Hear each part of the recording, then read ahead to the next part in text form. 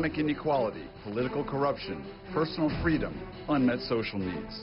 For one reason or another, 2019 was a year when people around the world took to the streets to express their dissatisfaction and demand change.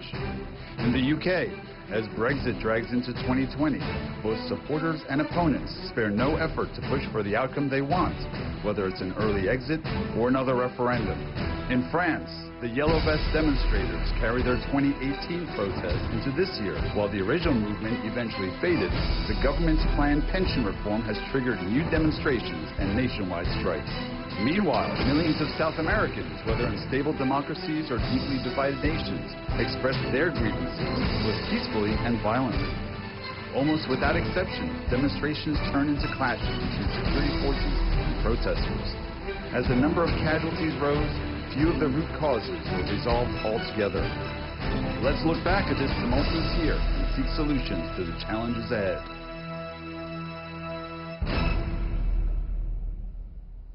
Hello and thank you for joining us. We're now less than 2 days away from the second decade of the 21st century. Perhaps it is a time for us to wrap up the year.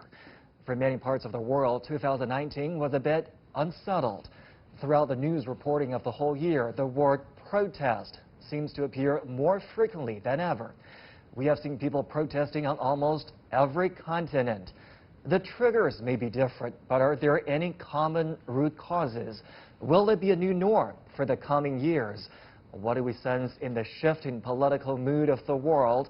And with all those questions in mind, we'll review the year of 2019. I'm happy to be joined in our studio by Dr. Zhao Hai, Research Fellow of Chinese Academy of Social Sciences, and Einar Tangen, Current Affairs Commentator.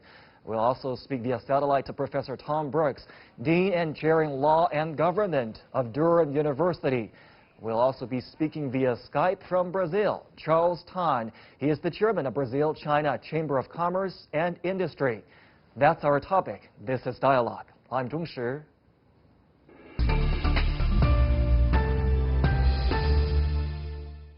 Let's start here in our Beijing studio. This is such a big topic, and while different countries and regions might have reasons in common behind the rise of populism, conditions vary from region to region. So we're going to break down today's topic in regions. I want to first start with France. Mr. Zhao here, the Yellow Vest movement has been going on for a year now, really a headache for the French government, but it seems that the support for the movement is waning. How do you account for the fallout of support for Yellow Vest? I think one of the most important things is that Yellow Vest is in France, one of the developed countries and the core country of the European Union. So from the very beginning, it attracted a lot of attentions to really think deep about what's happening in EU, plus with Brexit and everything happening around within and without Europe. So I think this is a very interesting thing for us to look at. The other thing is that after almost a year of continuous protest, it's like a low temperature fever continually going on, but without the right diagnosis what's going on, what's happening at the root. So people are looking at this from different angles, trying to solve this puzzle. But then, one thing after another, different small things accumulate, and then this movement is continuing on. So at this point, even though this temporarily the Yellow Vest is winding down a little bit because the catalyst is sort of being drawn back from the French government, but if the government wanted to continue reforms, and when Macron, he really has a grand plan for the future of France, then I think Yellow Vest will come back again and again as a background of this populism rising generally in the EU countries. And I think this phenomenon will continue with, at the form of Yellow Vest or showing up at different forms. Either will this low temperature fever shoot up or just recede? Well, let's look at it. I think as we go through these regions, we're going to see something very similar in each one. There's this kind of middle-class malaise. There's this feeling that somehow the elites have profited. There's been lots of profits, lots of money floating around, but not to the middle class. In all the areas that we're talking about, the middle class, in terms of numbers and real buying power, has basically retreated, especially if you start looking over the last 30 years. And there's this feeling that people say, oh, I haven't gotten anything, so therefore I don't want to give anything up. So Yellow Vest started as one issue. Now it's on to this pension reform. And you're seeing the unions trying to strike a very, very strong posture to make sure that they're relevant. But, you know, as we were talking about earlier, you can, you know, this is like rearranging the deck chairs on the Titanic. I mean, they have fiscal issues. It's a $2.78 trillion a year economy. But right now, with their existing pension, which has 42 different layers and systems and things like that, they need to get it down. They're facing, in 2025, if nothing has changed, $17 billion shortfall, and that only gets worse as time goes on. So there is a need for rationalization, but from the middle class perspective, they're just saying there should be change, but it shouldn't be me. So as you were saying earlier, they're electing, they want strong men to come in and change everything, but you can't wave a magical wand and expect that everything's going to change. The pieces are what they are. You only have so much money. The question is, how do you get out of it? Professor Brooks, let me bring you into this. The strongman can't wave a magic wand here, that people aren't willing to sacrifice. What do you make of the continuation of the discontent, the dissatisfaction from the Yellow Vest movement to now the nationwide strikes gripping France there? What is the way out? Will President Macron find a way out of the crisis? Well, I think I agree with what the previous commentator has said about the problem and the problem of finding a way out of it. I suspect that part of the solution will be Macron having to say something about how they are all in it together, that whatever kind of reform that must be taken is a necessary one, and the burdens will be shared fairly between all. So that, you know, it's absolutely right that there's a sense of a middle class that is giving but not getting anything back from it. And also I think the problem of the working class, which has been feeling progressively squeezed by the forces of globalization, feels like it's a loser in global trade, and looking more desperate for kind of more extreme voices to better represent its interests too.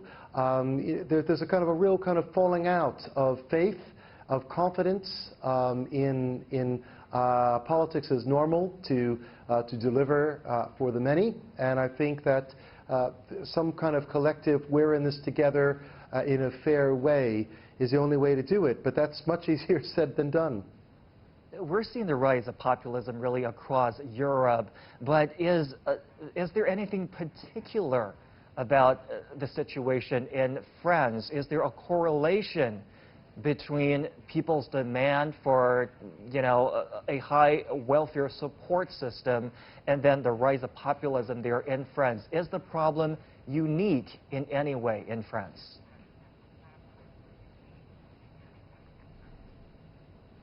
Professor Brooks, please.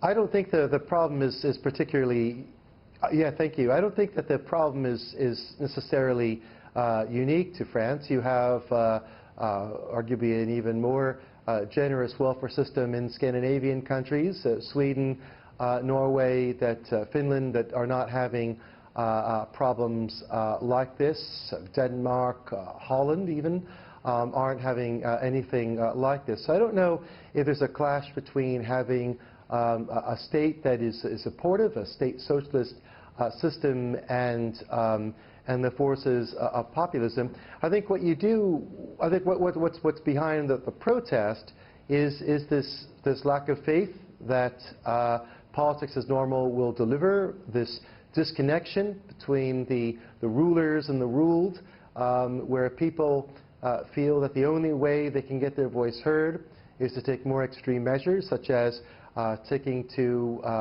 a quite strong form of protest, the Yellow Vest movement being different from other movements that we've seen in many ways. And I think that if those root causes aren't addressed, and it seems at the moment that they are not, in some way that can win wider confidence, no, government shouldn't just do whatever a protest group wants because people are protesting. On the other hand, if the root causes are not addressed and people feel the only way they get their voices heard is by taking direct action and going more and more extreme, then that's a recipe for nothing very good happening down the road either. So something needs to give. All right, France really is an EU powerhouse. I want to move on now to less wealthy countries and regions, to Latin America. 2019 has really been a turbulent year for Latin America. Everything from Bolivia to Chile, from Venezuela to Ecuador, discontent finding its way in all these countries. Mr. Zhao here, do they have things in common when it comes to the reasons behind? Yeah, absolutely. I want to add 2 points about France first. Number one, there's something unique about France, which is, number one, it has a lot of trade unions, unionization, and also it has a strong political tradition of social democracy. I think when the government is trying to push through reforms, a lot of the original organizations, social organizations that came out trying to block some of the reforms, that has a long tradition. And number two, the point that has linked with other part of the world, particularly Latin America, is that young people, the unemployment among young people is very high, both in Europe and in many other countries in Africa and Latin America. The problem is that the legacy of 2008 financial crisis, economic crisis around the globe, still continued on until today. So many of the young people cannot get into the workforce, and particularly when you don't have a lot of manufacturing jobs, high-paying jobs. After graduation, you cannot find a job in this part of the world. And also with the union, it's hard to get into the job market because the union refused to lower some of the standards. I think that's the problem both in European countries and in Latin America. So the problem in Latin America is that you have governments leaning left and right. You have different type of government in, for instance, Venezuela and Chile. However, both countries have protests. They come from different origins or different ideas, different reasons, political reasons. But if you look deep down inside, what happened is that no matter what policies that you go through, like Chile, liberal economic policies, or Venezuela, more socialist policies, the consequences are the same, that leading young people with no hope, no employment or other benefit inside. So they're really dissatisfied and cannot go through the current political system to address the problems, their concerns. Therefore, they chose to go on to the street and protest the current government. Einer, is it no longer a problem of left or right? If you don't deliver, this is bound to happen. No, I think we need to talk about the elephant in the room, and that is democracy. Democracy works well when people are invested in it, when they simply say, I will delay my gratification today in order to build something better tomorrow, not only for myself, but for my children and grandchildren. Today you have a situation we've discussed. Everyone feels ill-used. I put in, I'm getting nothing back. I'm certainly not going to give anything more. So right now you have people swinging the pendulum left, right, because they just want somebody to tell them that they can keep what they have or that it's going to be increased. And it's not working. So at this point in time, democracy is failing those countries where the populace cannot agree on who needs to take the sacrifice in order for the entire society to go on. I want to have Mr. Zhao have you look at what's happened since 2006, because that was a time when left-wing politicians and political parties came to sweeping victories in more than 10 countries in this region in what was dubbed as a pink tide. Do you think there has been a shift from left to right in a little over a decade now? I think if you look at the history of Latin America, politics shift from left to right and then back every 10 to 20 years. So before that, you have post-Cold War kind of Washington consensus going on. So countries taking on liberal ideas and liberal policies. But then they run into a dead end because a lot of the social unrest that is rising, and people wanted to have a higher standard of living, have more welfare. because the liberal policy is enlarging this gap between the rich and poor. That's what happened in 2006 when left-leaning government is coming in, sweeping the whole continent. And then after 10 years, you find that all those states have fiscal problems because they raise social welfare. However, they don't have enough resource to pay for it. So now the policy is swinging right. You're looking at a new government coming in to Brazil, for instance, adopting new policies, reforming pensions, and having more liberal policies supporting business. So that's a different kind of wind, again, coming into the continent, trying to move politics towards right. However, if you continue going back and forth, you cannot have an inclusive and sustainable growth on the continent because a large population have always been left behind, and the policies cannot take good care of them. I just want to add one thing to that, and I agree with what you're saying. But what you have is neither the left nor the right have been able to get those who control. I mean, these are very elite societies down there. There are families and individuals who control a large percentage of the wealth. They have not progressed. They have resource economies, and when resources are doing well, everybody's happy and there's plenty of money around, and that's what you saw. People wanted a distribution, a dividend for whatever was available. And then the resource economy disappears, and all the money that was in Venezuela, the richest country in Latin America, disappeared, and now you have people who can't even feed themselves and don't have medicines. But the real culprit here is the inertia of a lot of the business groups not doing. For instance, Brazil, it exports half of all the coffee in the world, yet they don't roast, they don't blend. You go to Italy, they don't grow any coffee in Italy, but my goodness, they make more than Brazil does by simply roasting and grinding and sending it out. So these are indications that they weren't willing to put in the extra money in order to create this added value within the country.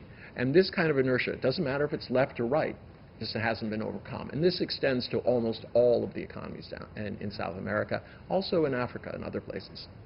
We can't really discuss Latin America as a region in its entirety without mentioning the United States. Einar, what has the U.S. role been in this region in that time frame we've been talking about? Well, largely ignoring it.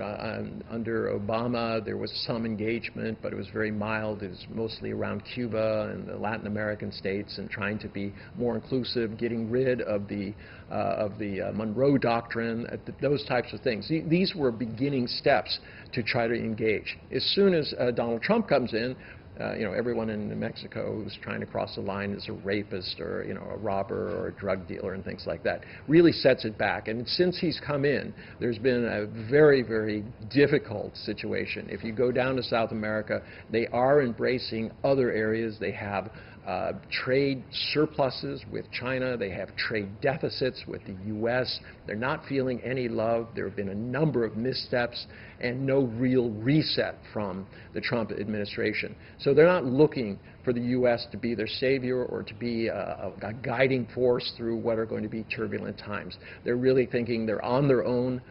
They have to figure it out, and their best bet right now is China, although there are often some frictions because of different systems.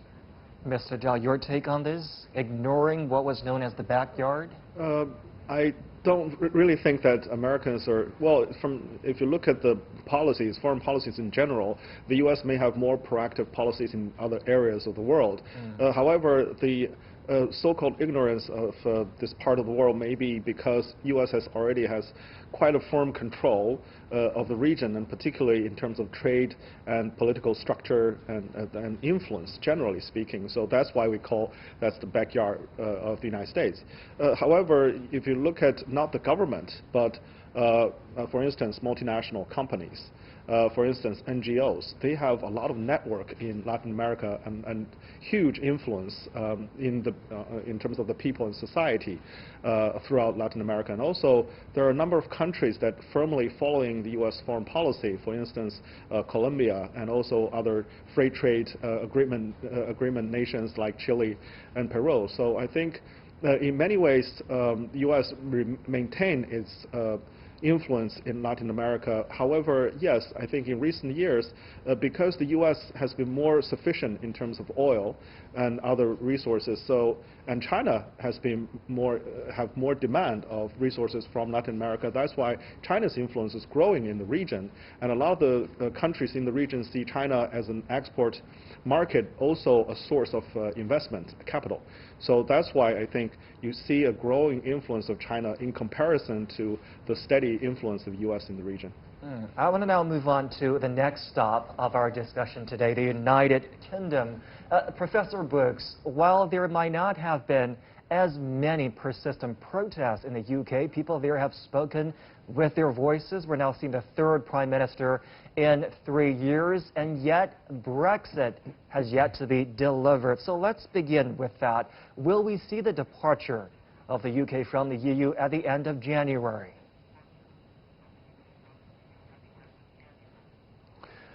Well, in part.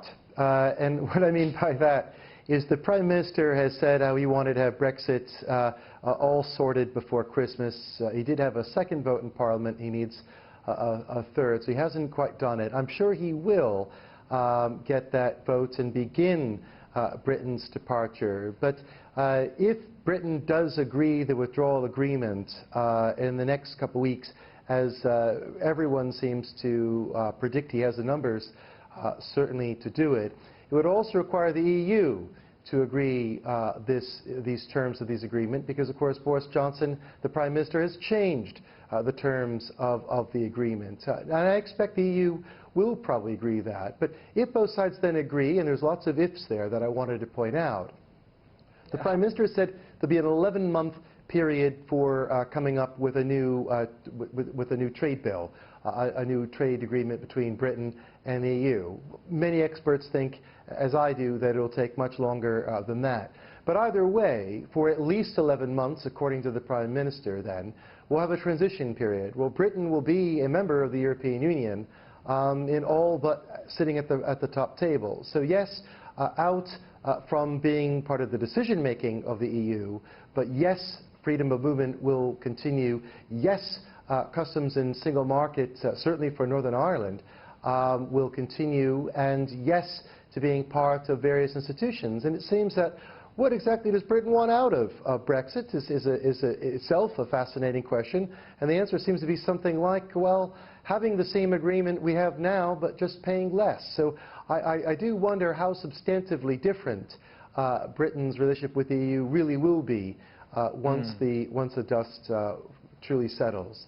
How would you describe the sentiment, the changing sentiment towards Brexit in the country? Because back in 2016, during the referendum, even though the result was for leaving, it seems that many people weren't grasping the kind of impact that would have on their lives and on the United Kingdom. And now 3 years later, they seem more determined to wrap it up and just leave, get it done.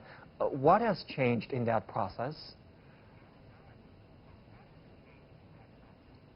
I think the main thing that has changed between the referendum results and right now was people just being sick of talking about Brexit. It's a very, for most British citizens, it's a complicated matter whose effects on them they perceive as being indirect and not directly impacting on them, with each side saying different facts, so disagreement as to what really will be the impact or not of leaving, so a lot of confusion around what that will really be, and of course 3 years of a general malaise of really not much happening. I think that phrase, "get Brexit done," was very effective.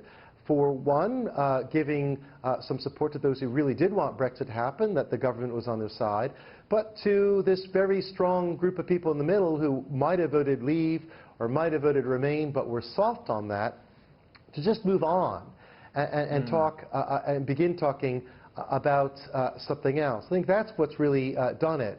But I think that this is a significant problem all the same, because it will not be wrapped up anytime soon. There's at least 3 million European Union citizens whose status has not been settled. Legislation still needs to be agreed as to what will happen to EU citizens already here, and whether they can stay, and the terms that will continue to play a role. All right. There's a lot to play for still. Brexit is very far from being done, and I think the impacts on people might change things once they manifest themselves. Einar, the UK has its own strongman now. He has a deadline, but I believe you will agree with Professor Brooks when he says it's still a long way ahead. Brexit is far from being done. Yeah, it's far from being done, but you know, you have a populist in Boris Johnson. I mean, he'll say almost anything. He's been fired a number of times because he has a loose association with the truth. And in this particular case, he's painting himself in the corner. There's no way you can do in 11 months what he's saying has to be done. I mean, you're talking about hundreds of laws that have to be sorted through and you have to depend. You then have to somehow bring the EU and the common market together, and they have to decide what the standards of trade will be. So it's just simply not possible. But what this does is, forget all that. The Conservatives are going to own Brexit, good, bad, or indifferent. This is going to determine their future. If it goes as badly as people think, Great Britain loses literally 5% of their GDP. You have massive unemployment. The City of London, which is 22% of the nation's GDP, suffers. This could literally be the end of the Conservative Party for as long as we know. We don't have a lot of time left. I want to briefly get into the topic of the reasons behind populism the world over. Many theories there. Some people think it's economic distress. Others think it's for fear of losing one's national identity. Mr. Zhao, your take on that, briefly, if you can? I think at the core of it is technology. Technology. Yeah, because today we have automation, AI technology, and also social media all around. Social media is one of the things driving all of the protests around the world. If you look at different protests in France or in Latin America, across the world, social media is the thing that connects people. That's a decentralized movement, and that's why it's continuing on for many, many months. And secondly, because of the automation and because of this new technology letting supply chain all over the world, that's why a lot of people are losing their job and blaming the current political system for losing their welfare, their jobs, and their future. So a lot of things are driving by technology, and in order for us to react to that, the world actually needs to come together and to find out a way to deal with the impact of new technology. I would go with economic inequality. I think this is what's driving it, the perception that the elites continue to get richer and richer. The top 1% is doing fine, whereas everyone else is not. And Professor Brooks, thoughts from you about the reasons behind the rise of populism? I agree with the last commentator. I think economic inequality has been the driver, and globalization seen widely as the target, as this kind of global force without a face that is benefiting this cabal of elites across the world, and whereas many others are struggling, certainly since the banking crisis. All right, it's been a whatever pleasure. the truth or not the perception, I think that's what's driving. Thank you so much, Professor. It's been a pleasure talking with all three of you, Professor Tom Brooks, Dr. Zhao Hai, and Mr. Einar Tengen. And thank you so much for joining us on this special edition of Dialogue as we wrap up 2019. I'm Zhong Shi in Beijing. Thank you for watching.